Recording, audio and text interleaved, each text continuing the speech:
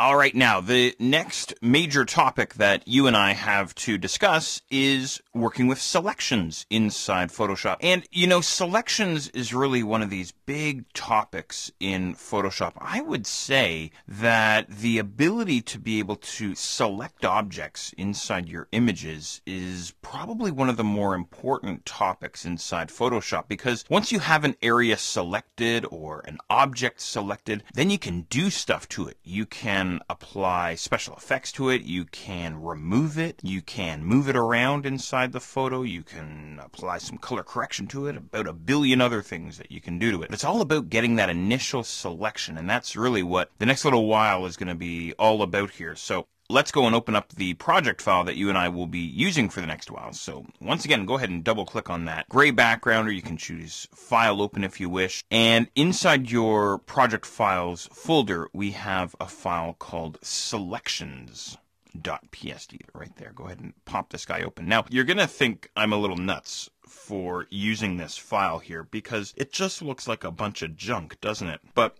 I found all this stuff, by the way, underneath my workbench in the garage. But anyway, the idea here is I thought, I really want to show all the different ways that we can go about creating selections inside Photoshop. So I'm going to show you how to create selections based on shape. I'm going to show you how to create selections by simply creating a freehand selection. We'll take a look at creating selections based on color. Lots of great stuff to show you here.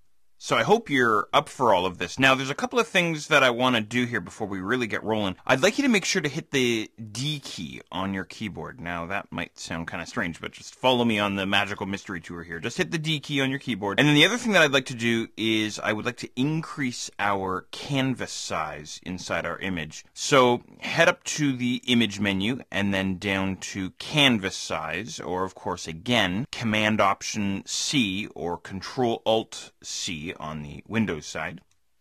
And here's what we'll do. Inside the canvas size dialog box, make sure your unit of measurement is on pixels, and I'd like you to change your width to 4,000 pixels, and then set your anchor point to the top left corner, just like this. All right, go ahead and click on OK. And what we should get, if I just zoom out here a little bit, is our pile of junk on the left and an open white canvas there on the right. So to give you a sense of what we're going to be doing here, I think what we'll do is we'll take the different pieces of material that we have here, all the washers and bolts and screws and things, and we're going to make a face out of all of these parts. And we're obviously going to need to grab these different objects, pull them off the background, and then move them around. And that's really what all this is about. And it's all about showing you the various methods for creating selections. So I hope you're up for lots of fun here.